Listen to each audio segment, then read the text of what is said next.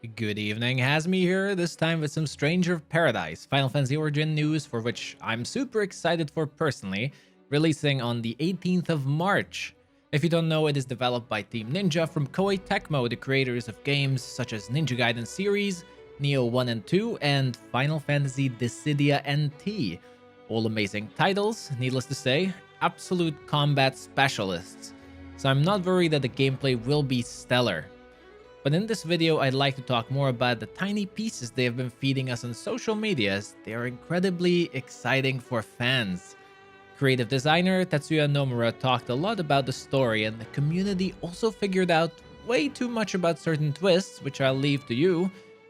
So the news have shifted into somewhat new direction, showing off memorable locations from all across the Final Fantasy universe, raising the question, is Final Fantasy Origin going to be another love letter to the Final Fantasy fans similarly to Final Fantasy XIV? I personally do hope so, as the Final Fantasy universe is so rich in unique worlds, characters, and designs. I always find myself happy revisiting old locations and taking a trip down memory lane.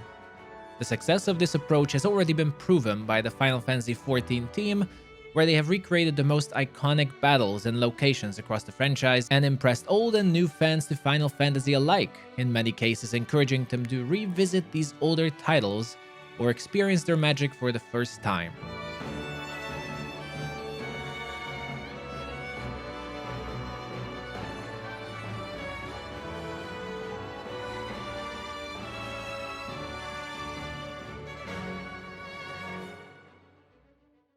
Director Inoue has already confirmed, quote, "There are some dungeons from other games in the Final Fantasy series that have been used as motifs.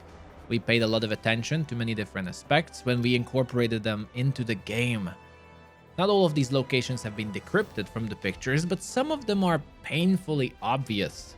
With the current hype around it, of course, they cannot leave out Final Fantasy VII. The unmistakable look of a Mako reactor is portrayed at the location called the Sunken Shrine, an underwater location extracting a mysterious light through its facilities. What could that be?"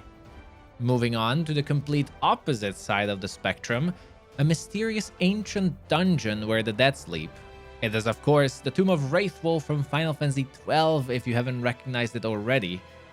The tease does not stop here, as it is said a fearsome demon awaits us here who loves cornering their prey.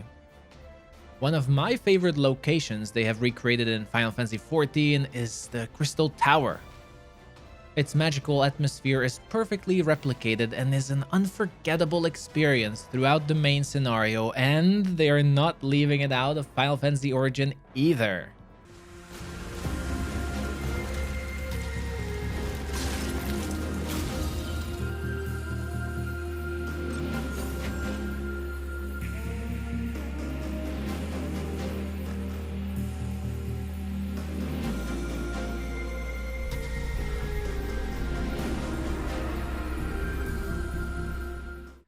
While the notes are familiar, this one is rather spine-chilling version of the soundtrack, matching the dark and mysterious atmosphere.